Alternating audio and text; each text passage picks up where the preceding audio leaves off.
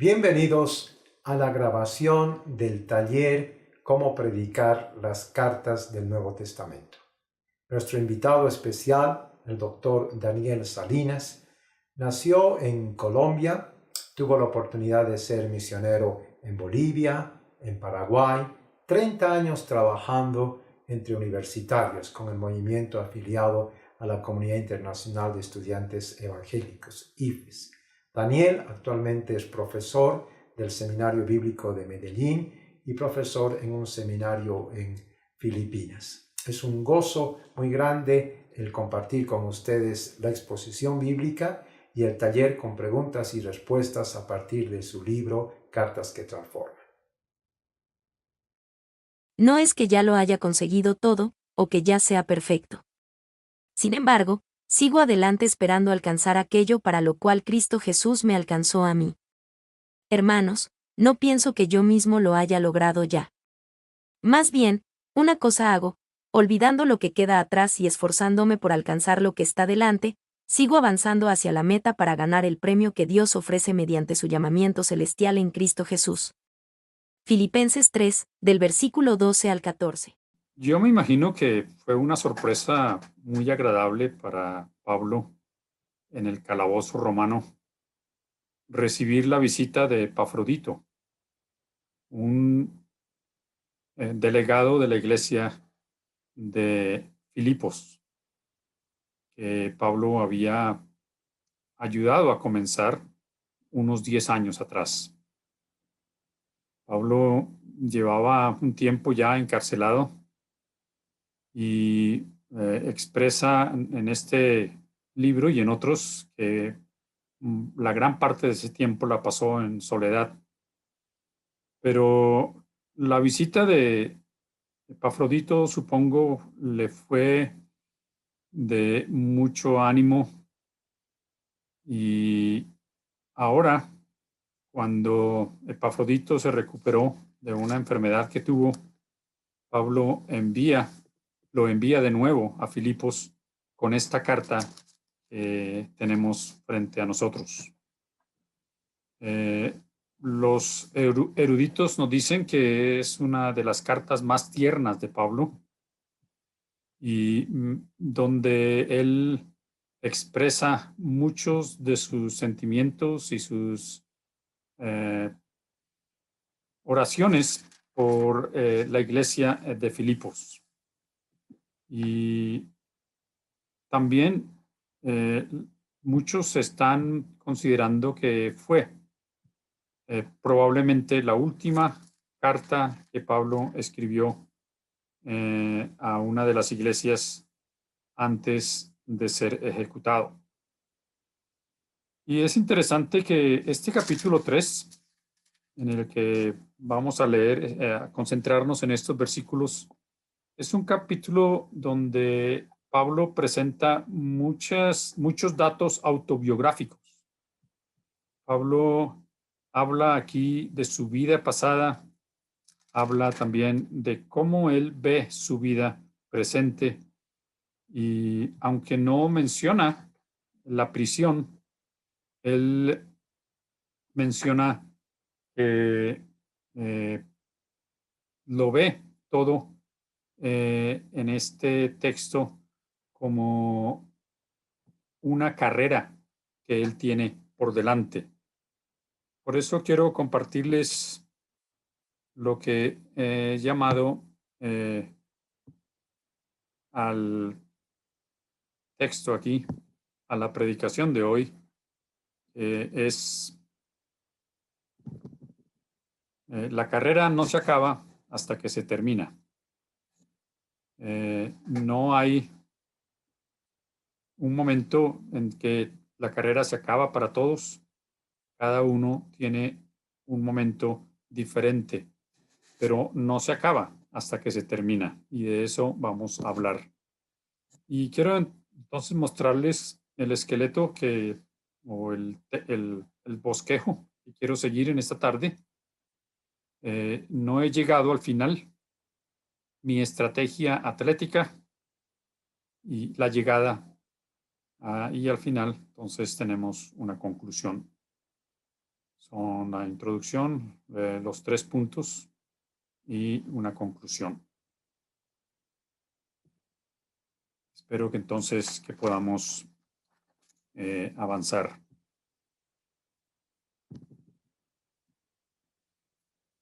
En el texto que nos llama la atención en este día, el apóstol Pablo comienza en el versículo 12 con un no.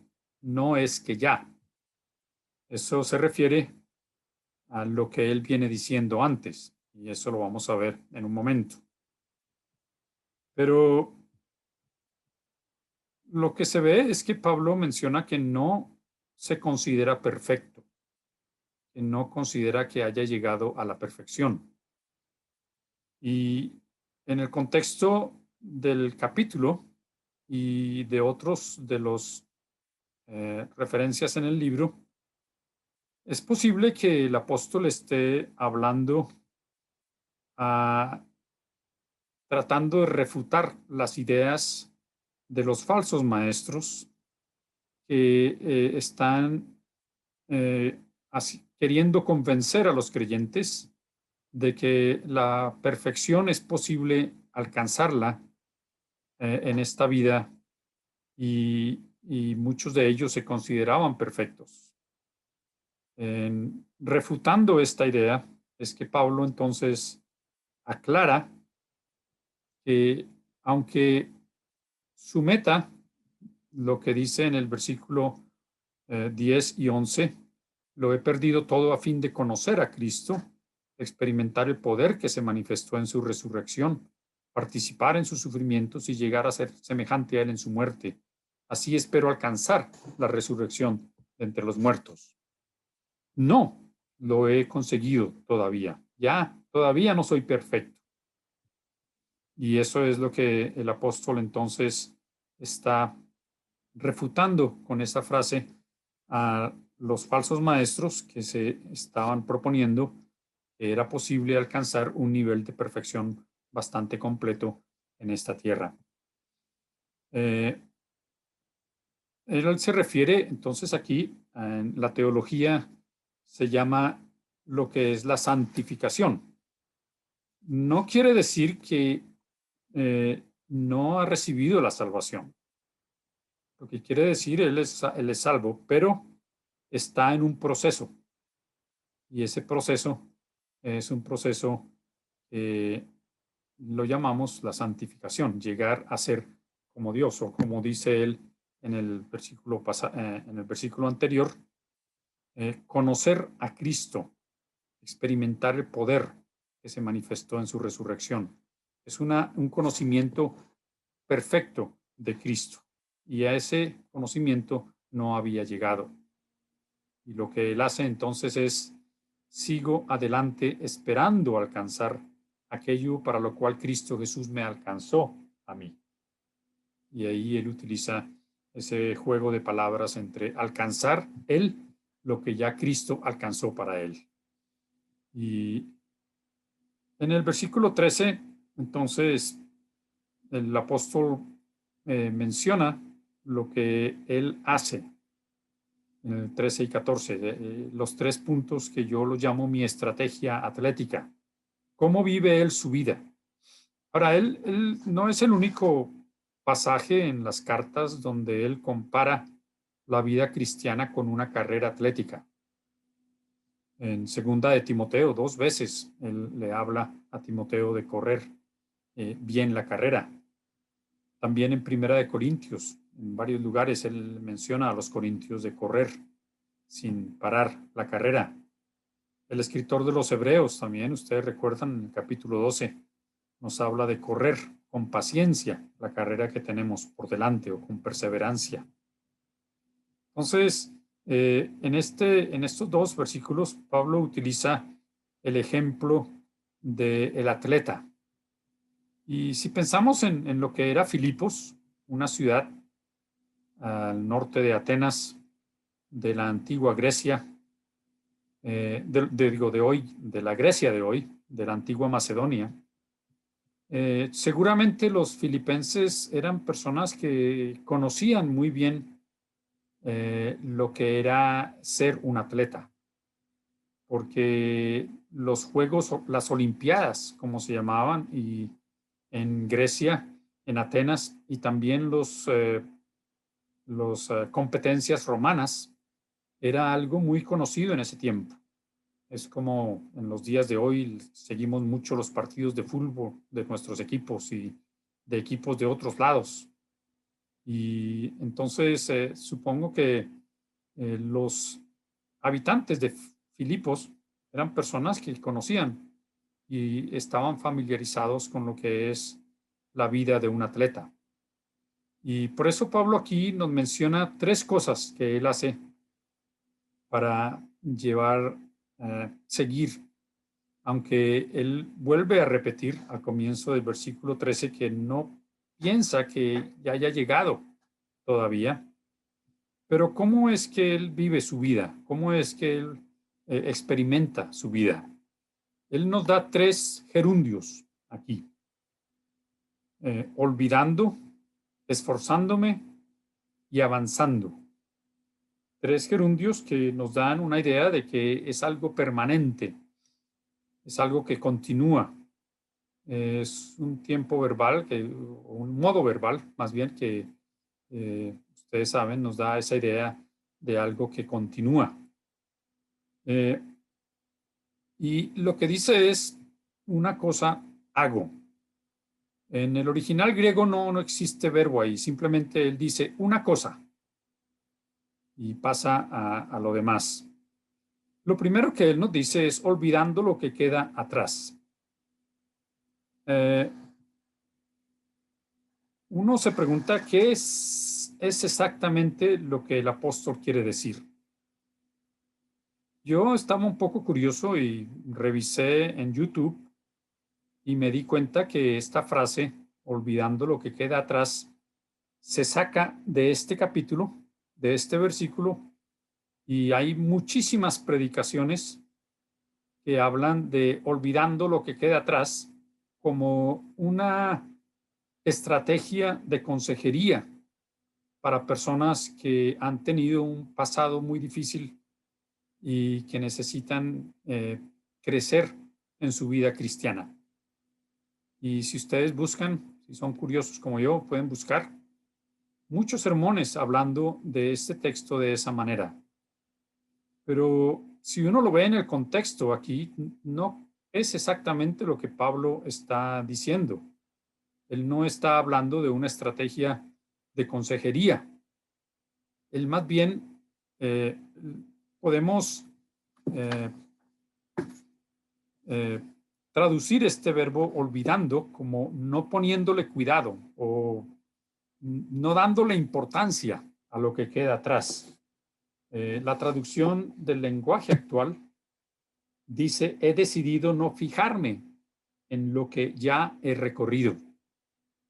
No es olvidarse, y seguramente los consejeros nos pueden decir, en la Biblia la estrategia para crecer no es olvidar, más bien es perdonar.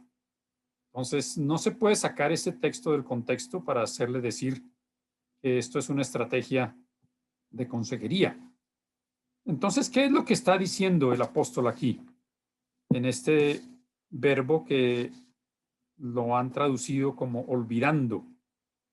Yo pienso que lo que quiere decir es que él corre sin distracciones, que él no le pone cuidado a los logros que ha tenido o los fracasos que ha tenido.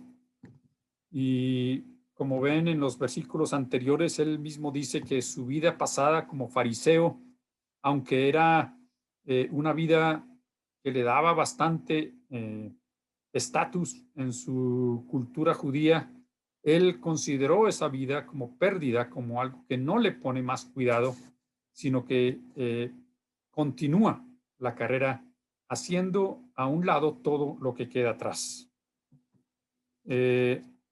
No es que él está diciendo que él olvida la historia o que él olvida su educación. Él como fariseo realmente vemos que en las cartas que escribe se nota mucho que él conoce muy bien el Antiguo Testamento, las escrituras hebreas. Más bien lo que está diciendo es que él no quiere cargar cosas en esa carrera que le impidan correr como debe correr. Eh, en español tenemos la expresión dormirse en los laureles. Y esta expresión precisamente viene de las Olimpiadas iniciales, cuando los atletas al final recibían una corona de laureles. Y la idea es que ya el atleta ganaba una corona, pero no podía dormirse en sus laureles. Él tenía que seguir entrenando y seguir participando para poder seguir ganando más coronas. Y la expresión dormirse en los laureles en español significa eso, de alguien que viene y logra algo y ahí se queda. Bueno, eso es lo que Pablo dice que él no hace. En la segunda expresión, el segundo gerundio que nos da, esforzándome por alcanzar lo que está delante. Él nos dice, está bien, por un lado tengo logros y tengo muchas cosas que no quiero recordar, que estoy haciendo a un lado, que no quiero darle la importancia. No quiero fijarme en todo lo que ya he recorrido, más bien olvido todo eso y me esfuerzo para ir adelante. Y no es el hecho de que él tiene que añadir a la gracia de Dios su propia fuerza. No está diciendo aquí, esto es otra palabra que se saca del contexto para decir que nosotros, aunque ya tenemos la salvación, si no nos esforzamos, no la vamos a recibir. Y tenemos más bien, como dice la teología de otras religiones, de que nosotros somos salvos por gracia y por el esfuerzo que nosotros hacemos. No es esto lo que Pablo está diciendo en este momento. Él lo que está diciendo es exactamente que no quiere parar porque no ha llegado y tiene que seguir avanzando para llegar adelante. Y ese es el tercer gerundio que nos dice él, seguir avanzando hacia la meta. Y él no recuerda las cosas que Dios ha logrado a través de él para llenarse de autosatisfacción o bajar la guardia. Él no dejó que sus logros pasados, de todo lo que Dios hizo en él y a través de él, o sus fallos pasados, como creyente, le quitaran la mirada de la meta final, sino que él sigue avanzando. Y esta es una de las cosas que tal vez para nosotros en este tiempo de pandemia y tantas dificultades nos cuesta. Tal vez muchos de nosotros pensamos cada día, pero ¿cómo sigo? Ya no quiero seguir más, me quiero más bien que esto termine porque ya no puedo seguir más. Pero el apóstol nos da ese ejemplo de seguir avanzando hacia la meta. Y la meta que él tiene en mente es exactamente lo que él dice en los versículos anteriores, conocer a Cristo, llegar a la resurrección de entre los muertos.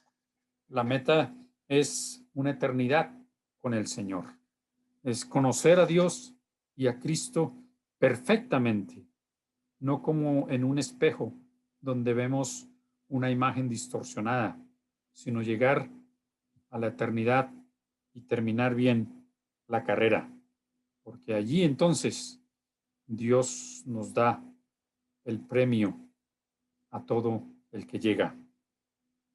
Y esta es una exhortación a terminar bien. Muchos esfuerzos se hacen en ministerios para comenzar bien, pero llega uno al momento en que debe darse cuenta que debe terminar bien, que debe llegar bien. Y ese es el tercer punto del bosquejo, la llegada. La llegada es llegar hasta la meta para ganar el premio que Dios ofrece mediante su llamamiento celestial en Cristo Jesús. Por eso le he dicho, no, la carrera no termina hasta que se acaba, porque no estaremos llegando bien, recibiendo el premio, sin haciendo a un lado todas las cosas que nos pueden impedir correr, sin esforzándonos y seguir avanzando para llegar bien al final. Hemos visto en estos días ejemplos de ministros y personas muy famosas que a su jubilación, su retiro o en su muerte se descubren que al final de su vida estaban haciendo cosas que no debían hacer. Y uno ve en la escritura que muchos de los ejemplos de la escritura son personas que comenzaron bien, pero que no terminaron bien.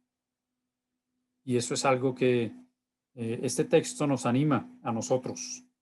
Seguir avanzando hacia la meta para ganar el premio, para recibir el premio, tendríamos que decir tanto, no ganar como en el sentido de que nosotros lo ganamos con nuestro propio esfuerzo, sino que lo vamos a recibir de Dios directamente por el llamamiento que nos ha hecho en Cristo Jesús.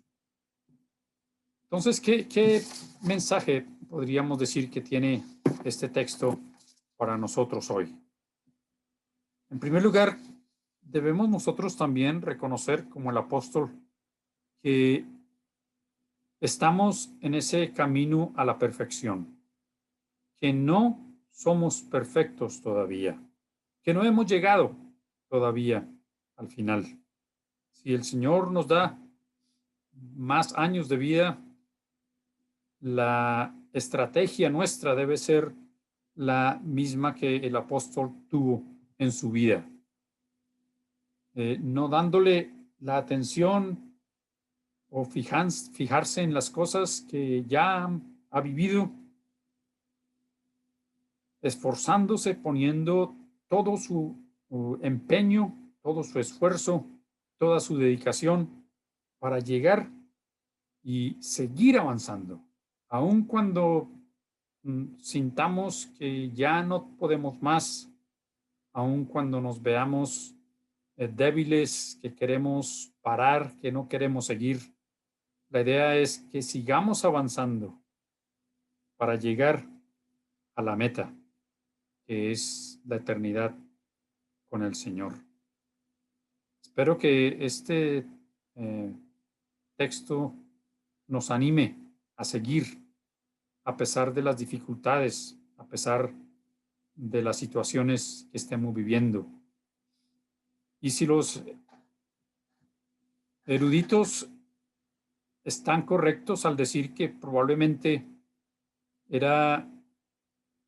es la última carta que el apóstol escribió, él no sabía que ya en poco tiempo iba a alcanzar la meta. Espero que todos nosotros aquí podamos llegar a la meta en el momento que Dios tiene para nosotros y que lleguemos bien para recibir el premio y estar por la eternidad con el Señor. Amén.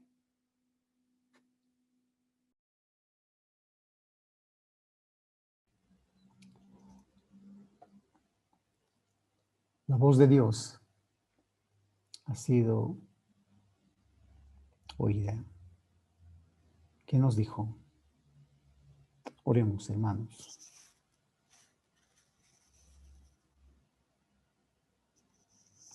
Ayúdanos a ver, Señor, esta vida con los lentes de la eternidad. Empezar bien y terminar bien. Señor, te rogamos,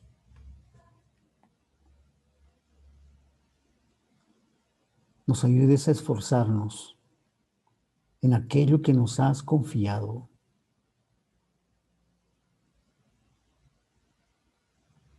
Esta carrera de la exposición y predicar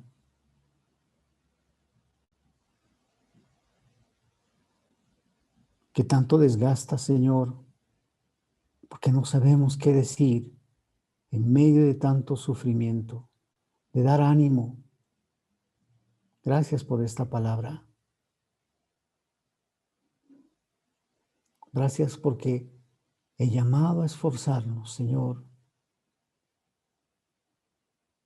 es conocerte a ti de manera perfecta. Estar en tu presencia y recibir, no ganar, ese premio. Con humildad, pero con sacrificio, Señor. Así nos encomendamos a cada uno de nosotros a continuar esta carrera hasta llegar a tu presencia, y ayúdanos a animar a aquellos que ya han vuelto a casa, que ya gozan del premio. Te damos las gracias, Señor Jesús, en este día, pidiéndote tu bendición. Amén.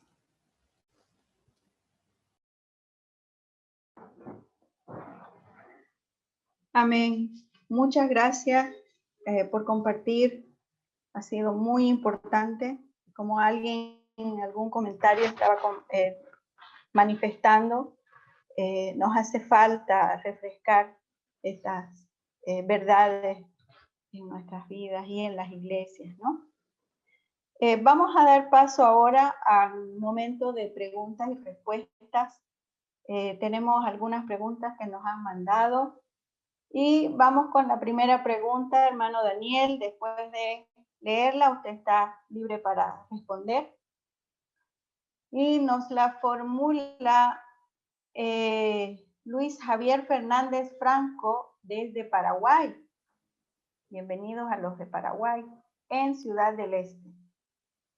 Dice, quería preguntarle al hermano Daniel, cuando en las páginas 23 y 24 de su libro menciona usted a los libros judíos, ¿se está refiriendo específicamente a los 5 primeros libros de la Biblia u otros más?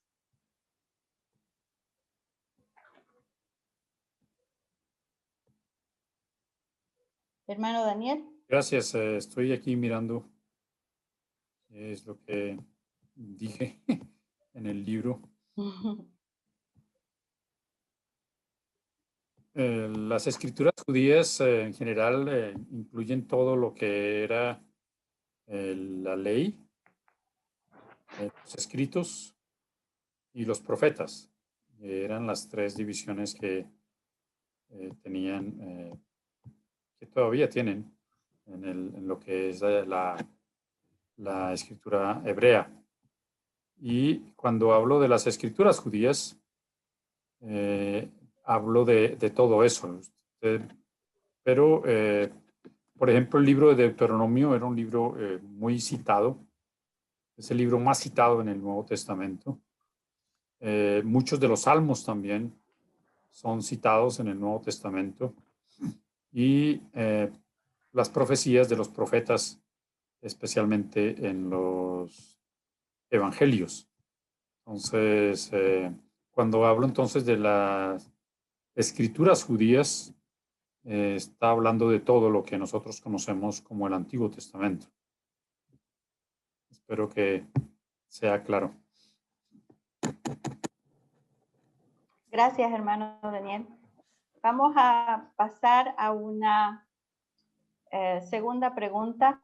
Por ahora quisiera lanzar el desafío de que puedan hacer su pregunta en el chat para que, si hay tiempo, podamos compartirla también. Nuestra hermana Fiorella de Perú nos hace las siguientes preguntas. Buenas tardes, estimado Daniel Salinas. En el libro Cartas que Transforman, mencionas que como predicadores debemos analizar cuidadosamente el estilo literario para hacer justicia a los autores originales y a todo el contenido de la revelación bíblica. Ante esto tengo dos preguntas. La primera es, considerando esto, ¿en qué medida no conocer la ocasión de la carta ni su contexto limitan la revelación de Dios? La segunda, ¿de qué manera no conocer la ocasión de la carta afecta nuestra interpretación? Estas serían las dos preguntas. Gracias.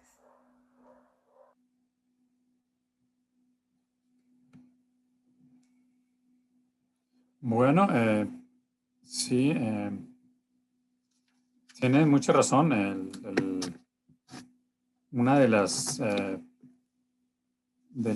grandes dificultades que tenemos en las interpretaciones de las cartas es que no se conoce mucho de estas comunidades que recibieron las cartas.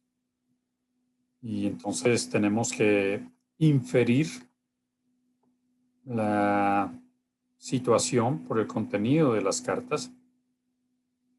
En algunos casos son específicos. Por ejemplo, en esta carta a los filipenses, Pablo menciona la visita de Epafrodito y se sabe entonces que fue un enviado de los filipenses. Él menciona también que él va a enviar a Timoteo para que esté con ellos. Y en algunos casos hay algunas situaciones así, pero en general hay que inferir la situación original a partir del texto de la carta. Y como dice en el libro, es como cuando uno está escuchando una conversación telefónica, uno solamente escucha a un lado, la persona que está hablando, pero no escucha lo que está diciendo la otra persona. Entonces, eso es lo que nos hace a nosotros tener mucho cuidado al acercarnos a estas cartas para no querer hacerles decir lo que no querían decir. Y entre más podamos estudiar y tratar de entender el contexto, es mucho mejor. Gracias. Bien, gracias, hermano Daniel. Vamos con una pregunta que viene desde Bolivia, del hermano Gedeón.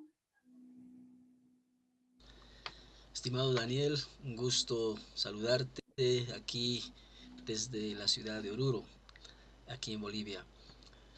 Recordamos con mucho aprecio tu tiempo de misión también aquí en Bolivia, especialmente en Sucre. La inquietud que tengo es la siguiente. Pasaron aproximadamente 7 años de la publicación de tu libro relacionado con la predicación de las epístolas. ¿Qué añadirías o qué quitarías o qué cambiarías, ¿no? Después de este recorrido que has tenido y la experiencia con este precioso género literario, las epístolas? Un abrazo, Dios te bendiga. Bueno, gracias, Gedeón. Sí, justo estaba revisando el texto en las semanas anteriores y me estuve dando cuenta de que hay algunos detalles de redacción que habría que aclarar. Y otra de las cosas que tal vez añadiría un par de ejemplos más, porque en la introducción menciono que las epístolas se han usado para los que proponen la teología de la prosperidad y las usan en ese sentido. Y en los ejemplos que doy no doy un ejemplo de cómo se usa mal una epístola en la teología de la prosperidad, y creo que tendría que añadir un ejemplo de eso. Pero en general el texto, seguimos las instrucciones que nos dieron de que fuera un texto claro para toda persona, no necesariamente académico, sino más bien que cualquier persona de cualquier nivel de educación pudiera entender. Y ese más o menos fue el criterio que usamos. Entonces, pero gracias por la pregunta. Creo que voy a seguir revisando y pensar un poco más en si hay algunas otras cosas que se podrían añadir. Gracias. Muchas gracias. Otra vez tenemos desde el Perú nuestra hermana Su con una pregunta.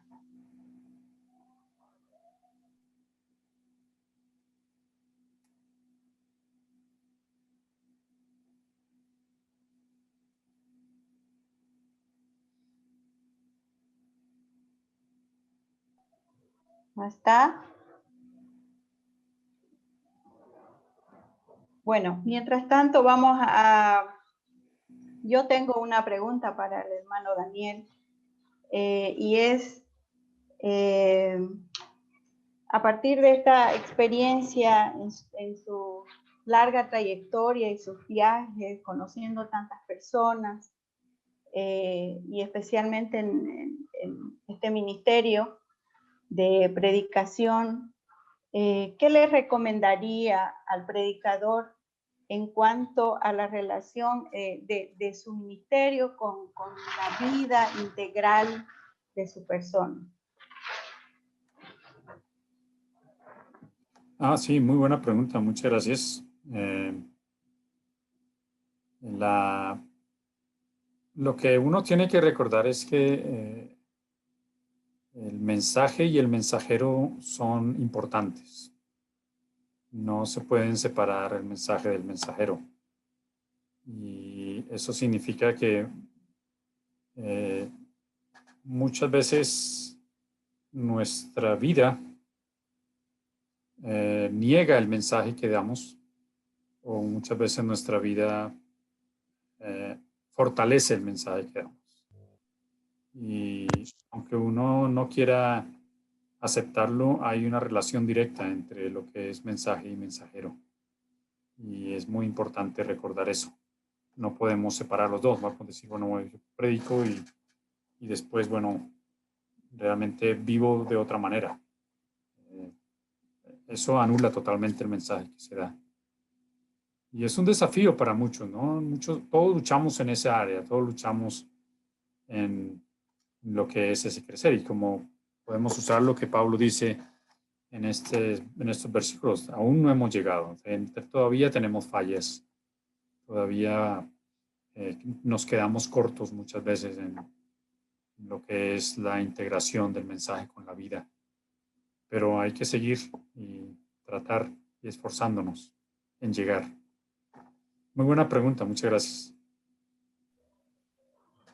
Muchas gracias a usted por compartir con nosotros. A veces damos mucho énfasis al estudio y al conocimiento, pero no al corazón, ¿no? Y hacer ese equilibrio es una lucha, como has mencionado, ¿no? Entonces, ahora podemos abrir el chat para que hayan algunas preguntas que quieran hacerle al hermano Daniel. Pueden pasarlas y el hermano William se las va a hacer llegar al hermano Daniel. Podemos empezar a preguntar dudas o aclaraciones que queramos tener.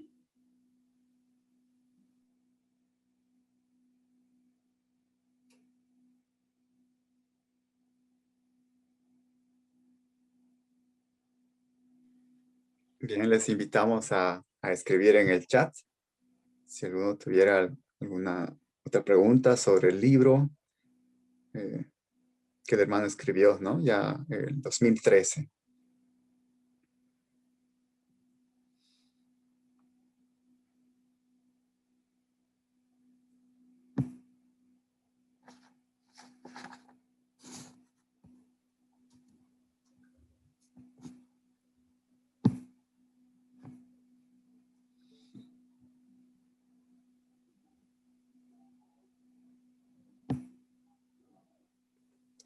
Tenemos una pregunta de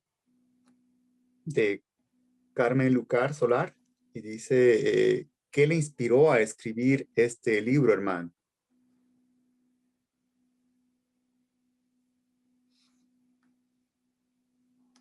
Muchas gracias.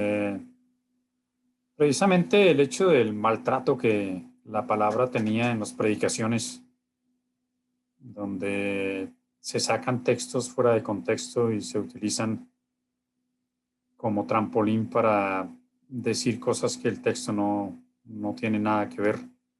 No que las cosas que digan están mal, simplemente que no se basan en el texto que están usando.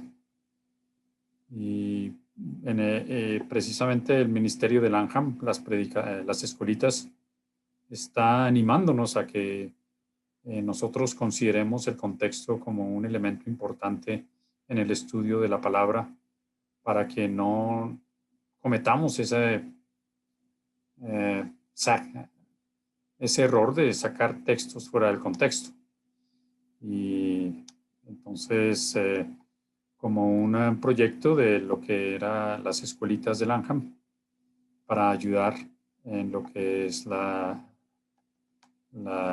el aprendizaje, en la predicación, pudimos publicar el libro y gracias al Señor que Lámpara inicialmente lo hizo publicar. No sé ahora qué planes tendrá Lanham, si porque Lámpara tuvo que cerrar, pero vamos a ver qué posibilidades hay de que siga siendo publicado en otro lugar. Pero es eso precisamente, el hecho de que veíamos y escuchábamos sermones de las epístolas sacando textos que fuera de contexto y que no tenían nada que ver. Entonces, gracias por la pregunta. Hay uno de los hermanos que pregunta con respecto a la prédica. Rubén pregunta, ¿la meta solo es el cielo o submetas relacionados a legados, familia, ministerios? En este momento, en el contexto de la carta a los filipenses, por lo que Pablo viene diciendo en los versículos anteriores a los que leímos, la meta es conocer perfectamente a Cristo. Y él es claro que esa meta no la va a lograr hasta que llegue a la presencia de Cristo después de su muerte. Y es cuando él habla de eso, y precisamente es interesante en el original griego, en el versículo 12, él dice, no es que ya haya conseguido, y no da el objeto. No haya conseguido qué. Y lo que él quiere, precisamente no necesita poner el objeto ahí, porque él lo acaba de decir en el versículo 10 y 11. Y lamentablemente en las versiones que tenemos se pone un título en el versículo 12 como si fuera una sección separada, pero es una sección que viene continua. No hay esa separación. Ustedes saben que los títulos no son originales. Y la meta a la que Pablo se refiere aquí en este momento es precisamente cuando llegue a la presencia del Señor. Ahora, en otros lugares, en otros textos, se puede hablar de que también nosotros en la vida tenemos otras metas o podemos llegar a cumplir objetivos, pero no está en este texto. Y precisamente ustedes pueden buscar también en el YouTube, hay muchos mensajes sobre esa frase, avanzando hacia la meta. Y lo único que dicen es eso, que nosotros tenemos que avanzar a la meta con la mano de Dios. Nos proponemos metas en la vida y es precisamente uno de los textos que utilizan los de la teología de la prosperidad, porque la meta para ellos es incrementar los ingresos y aumentar su cuenta bancaria y tienen que llegar. Entonces, en este texto, particularmente en este momento, en el contexto, y ustedes pueden seguir leyendo lo que él dice después, la meta que Pablo tiene en mente es llegar a la presencia del Señor, para conocer al Señor, experimentar la resurrección. Y eso es lo que Él... Pero muy buena pregunta, porque esas son el tipo de preguntas que tenemos que hacernos como predicadores. Hermano Daniel, una pregunta que nos llega internamente, que es de la hermana Sub, que no pudimos leer, pero ella dice, en la página 54... Perdón, ya la tenemos lista la pregunta para compartir. Ok.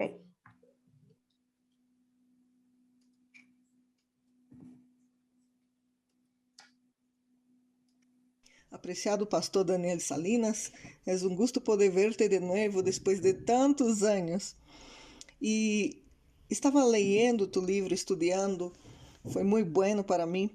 E à medida que estava leyendo, percebia que tu livro iba llevando o leitor a los tres processos de elaboração do sermão, desde o momento em que uno tem que começar a estudá-lo, hasta o momento em que deve estar predicando ao público, ¿no? Que são a exégesis, a hermenêutica e a homilética. Pero percebi que esse livro não lo decía com estas palavras. Utilizava outras palavras que davam a entender que estavam dentro de determinado processo. Como hoje dia há vários leitores que estão aqui presentes conosco e alguns deles estão começando essa trajetória da predicação expositiva, poderias aclarar e também identificar a tus leitores dentro de tu livro cada um destes três processos, em que capítulos estão ou em que subpuntos de determinado capítulo está presente a exégesis, a hermenêutica e a homilética. Muitas graças, pastor.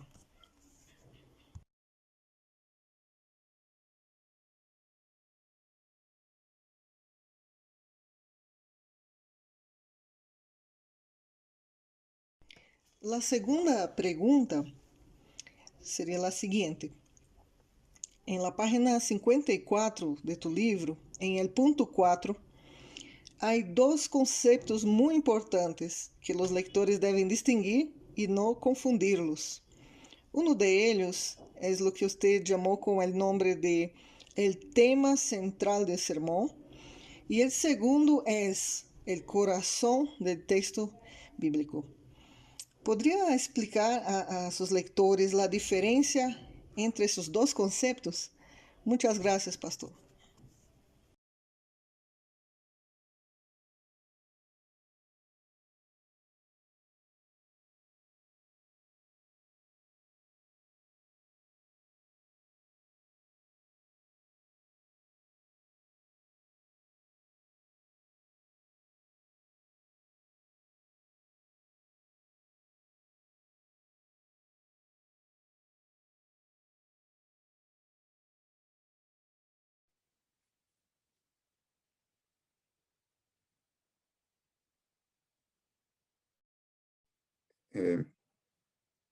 Pastor Daniel.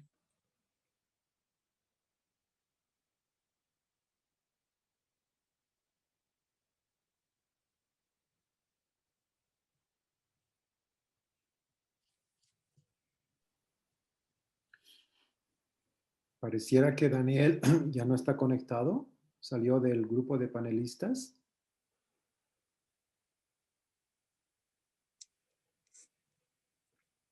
Esteban, ¿tienes a Daniel entre el grupo de panelistas?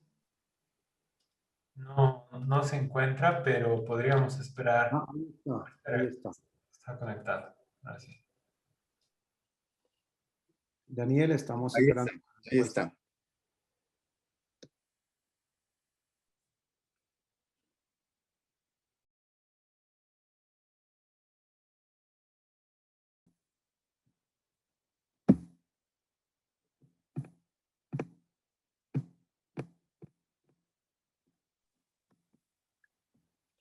Aló, Daniel, pareciera que te desconectaste por un momento. No sé si lograste captar la pregunta del Sí, audio. Bueno, tú me lo habías mandado antes por WhatsApp y yo recuerdo ahora. ¿Me están escuchando? Sí, te escuchamos bien. Hola. Te escuchamos bien, Daniel. Adelante. Sí, bueno, gracias por la pregunta. Precisamente no utilicé las palabras exégesis, hermenéutica y homilética para no confundir, no dar la idea de que era un libro tan técnico. Pero tú tienes toda la razón al decir que aunque no uso esas palabras, ese es el concepto que se está explicando en el proceso de lo que es la preparación del sermón. Y cómo es que nosotros preparamos los sermones. Pero no uso las palabras estas para precisamente no dar la idea de que es un libro completamente técnico. No sé si está más o menos claro.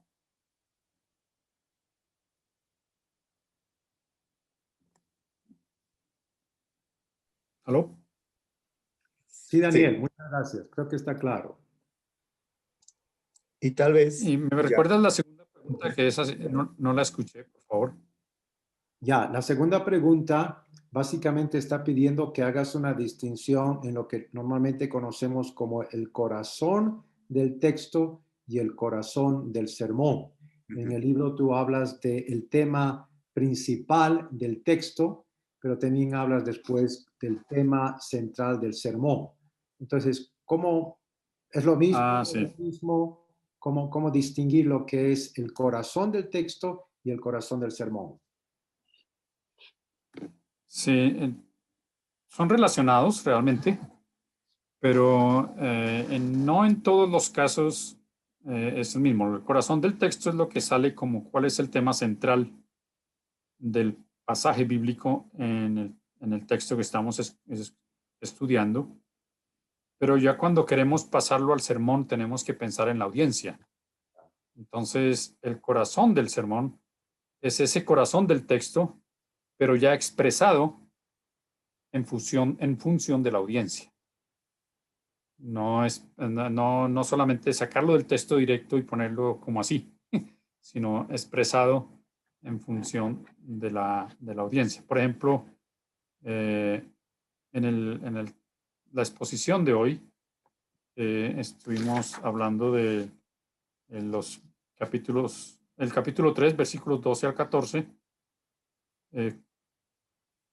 No sé si quedó claro cuál sería el corazón del sermón en este caso.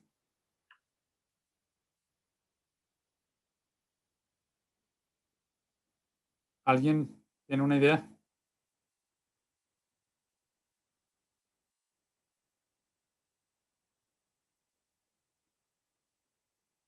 ¿No?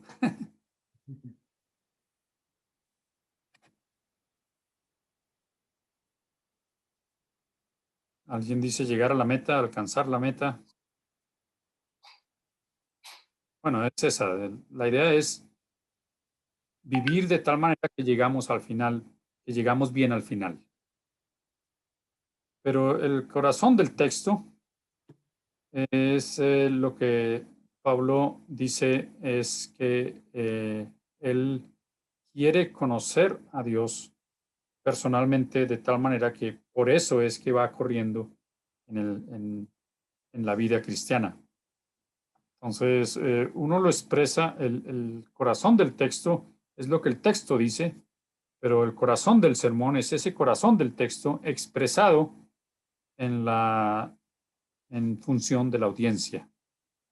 Y no sé si alguno tiene otro ejemplo para que clarifique algo de esto, pero es más o menos lo que quería decir en ese momento del libro. Sí, aquí lo tengo. El tema central del sermón incluye el corazón del texto bíblico aplicado a nuestra audiencia. Del texto sale nuestro tema, en cambio de nosotros imponerle un tema al texto. Entonces, eso es lo que dice el libro. Gracias, Sur, por las preguntas. Bien, hermano. Y tenemos una última pregunta del chat. Lo voy a leer. Dice, hermano Daniel, gracias por la exposición. La carta tiene siempre una connotación de medio de comunicación y por ello no significa que era especial como medio, sino como conversación. Sin embargo, de varias solo conocemos la carta, el inicio, y no así una respuesta o consecuencia de la carta inicial. ¿Podemos inferir una respuesta o proponer en lugar de aplicación una implicación? Esa es una de las dificultades que hay al estudiar las cartas, precisamente porque no hay mucha información de esas comunidades del primer siglo que recibieron la carta. Hay poca, el libro de Hechos añade algunos elementos de la información, sobre todo cuando se menciona las iglesias que recibieron. Por ejemplo, en el caso de Filipos, ustedes recuerdan que Pablo llegó a Filipos en el segundo viaje misionero y tuvo dificultades, ahí lo sacaron, se convirtió Lidia, se convirtió el carcelero, se convirtió una señorita, una mujer que estaba siendo usada por unos hombres como adivina, y no dice más, y después dice que salieron de ahí y no dice más de Filipos. Entonces es muy poca la información que tenemos de otros, de los corintios, de las otras iglesias que Pablo comenzó y que él escribió cartas, tenemos muy poca información y esa es una de las dificultades que hay.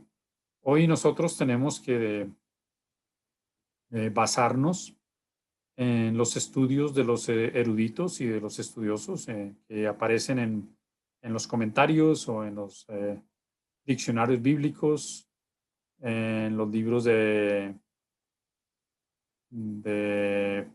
lo que es historia del antiguo Imperio Romano, y todas esas cosas nos ayudan a entender más lo que eran esas comunidades. Pero tenemos muy poca información y precisamente esa pregunta nos muestra claramente que debemos llegar a estas cartas con mucho cuidado. No tenemos que sacarle muchas conclusiones definitivas porque no conocemos lo que era el resto de la conversación. Muy buena pregunta también. Muchas gracias. Tal vez tenemos espacio para unas preguntas más, hermano, y que me hicieron notar que llegó y está en la parte de arriba. Una de las preguntas dice, el título principal del libro es Cartas que transforman, sino que fue escrita para las iglesias cristianas nacientes del primer siglo. ¿Qué sentido tiene la palabra transformar? ¿Las iglesias no eran comunidades transformadas? No, y tienes toda la razón. En el sentido de que han sido, no fueron cartas solamente, fueron cartas inspiradas por el Espíritu Santo. Y esa es la diferencia. Se sabe por lo que el apóstol mismo dice, él escribió muchas otras cartas que no tenemos. Pero estas cartas que tenemos, la diferencia es que estas fueron inspiradas por el Espíritu Santo. Porque como dice la misma escritura, el Espíritu Santo inspiró. Y la escritura es la inspiración de Dios. Es lo que hace la diferencia con estas cartas.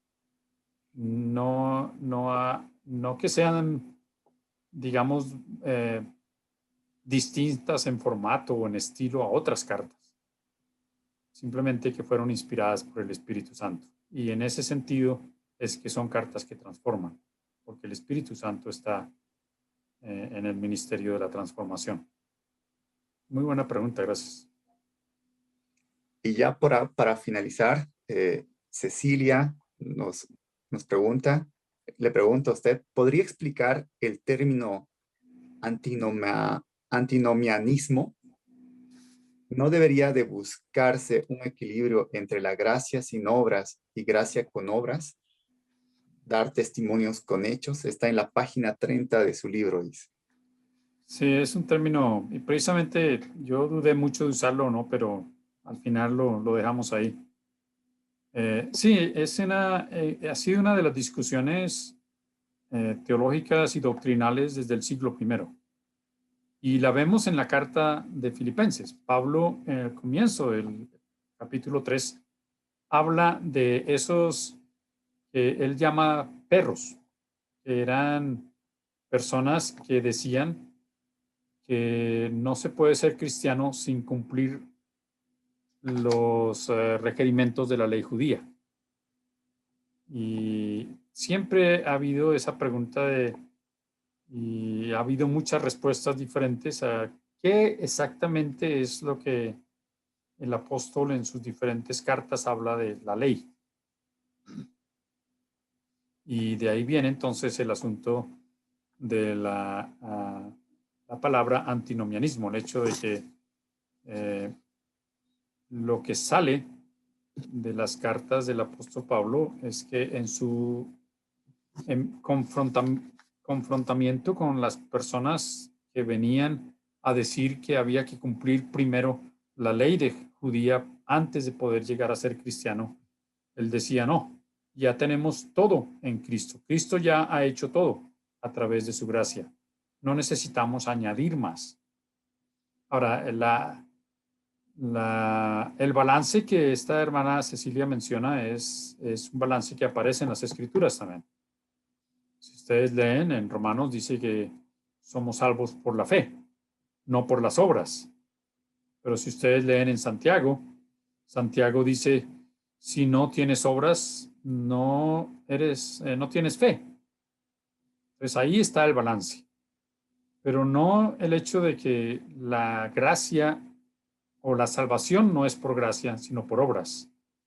Lo que Santiago dice es, ahora que eres salvo por la fe, ahora entonces muéstrame cómo tu fe se muestra en obras.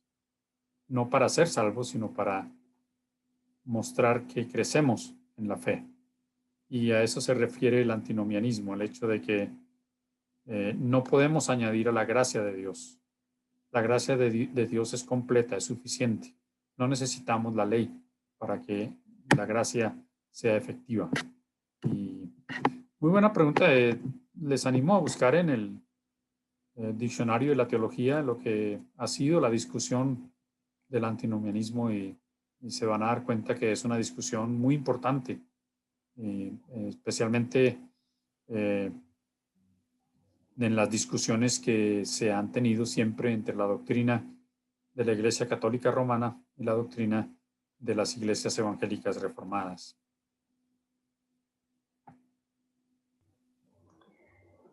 Muy bien, muchísimas gracias.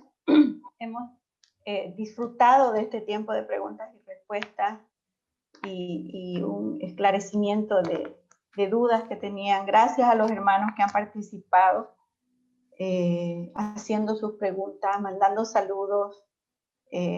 A usted también, Pastor Daniel, le han llegado muchos saludos y estamos muy agradecidos por su presencia. Ahora el hermano Igor tiene algunos anuncios que darnos, lo vamos a escuchar y luego vamos a cerrar.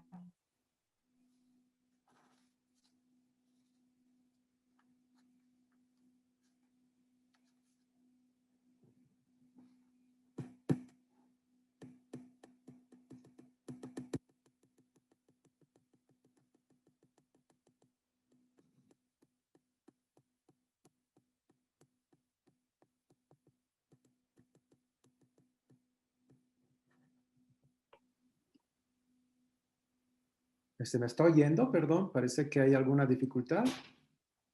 Hola, hola. Ahora sí le oímos. Ahora sí. Ahora sí. Vamos, Igor. Ok. Perdón, no sé si se oyó lo que dije antes. En todo caso, repito, quiero comentar que el próximo sábado tenemos un encuentro continental con los facilitadores del Ministerio del ANCAM. no es un evento abierto a todo público, sino está enfocado básicamente con los facilitadores del continente. Entonces queremos animar a todos aquellos que son facilitadores en el Ministerio de Langham, que estén presentes en este evento el 24 de abril. Ya está activado. Muy bien, por un lado es ese anuncio, van a recibir seguramente los que ya son facilitadores una invitación, un link para que puedan estar presentes. El tema de este evento es muy especial, cómo hacer un taller participativo por medio de la virtualidad. Si ya de hecho es difícil hacer un taller participativo presencialmente, ¿cómo podemos hacerlo en una plataforma como Zoom? Nuestro querido hermano Alex Chan, quien es un experto en educación de adultos, va a estar facilitando el taller. Va a haber un espacio también para estudiar la palabra y para orar juntos. Pero el segundo anuncio, es muy grato para nosotros reconocer que en este mes de abril estamos celebrando los 100 años del nacimiento del fundador del Ministerio y de la Sociedad de Langham. El doctor John Stott nació en abril, hace 100 años, y es por eso que hemos organizado una serie de eventos para no solamente recordar al hermano, sino también para animar a que conozcamos. Las nuevas generaciones necesitan conocer los libros, el pensamiento tan influyente de John Stott. Así que hay dos actividades que están pensadas. La primera, vamos a lanzar el libro La Palabra de Dios para el Pueblo de Dios.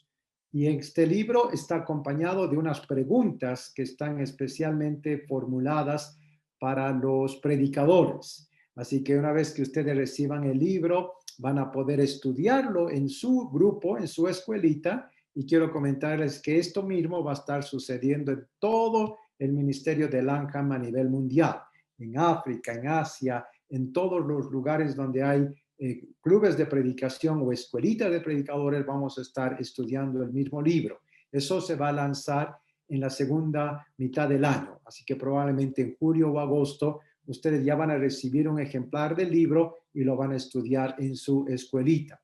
Pero también vamos a lanzar por medio de la página web una serie de sermones de John Stott traducidos nada más y nada menos por Samuel Escobar.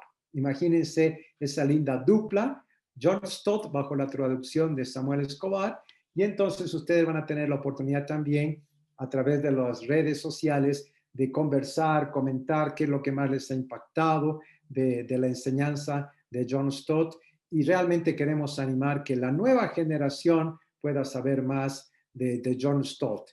Yo pertenezco a la generación anterior, así que para mí John Stott es una persona muy influyente, muy familiarizado, pero cuando pregunto a la nueva generación, ¿qué sabes de John Stott? Y me miran extrañados y dicen, John Stott, no conozco ni siquiera el nombre. Y la verdad es que nos estamos perdiendo mucho. Así que queremos animar a que en este centenario podamos recibir la buena influencia de los libros y de los sermones de John Stott. Muchísimas gracias. Estén atentos a las siguientes actividades que el equipo regional de Latinoamérica estará organizando y que debidamente vamos a pasarles a ustedes. Muchas gracias, Igor, por los anuncios, por mantenernos informados, mantener esta comunicación con todos gracias a este medio. Bien, vamos a terminar orando este tiempo y volver a agradecerle, Pastor Daniel, ha sido de mucha bendición, tanto la palabra como su participación con nosotros. Oremos entonces. Señor, queremos agradecerte por habernos permitido estar juntos a través de este medio. Gracias porque tú eres el que comparte con nosotros lo que está en tu corazón. Pedirte, Señor, que seamos barro en tus manos, que seamos moldeables para seguir en tus caminos, a tu manera y no a la nuestra. Danos el ánimo, Señor, y la sabiduría para seguir aprendiendo de ti, enseñando a otros también, compartiendo lo que aprendemos para tu gloria, para tu honra, Señor, y beneficio nuestro. En el nombre de Jesús. Amén. Y amén. Muchísimas gracias. Nos despedimos de todos. Gracias por su presencia. A todos. Gracias. Chao, chao a todos.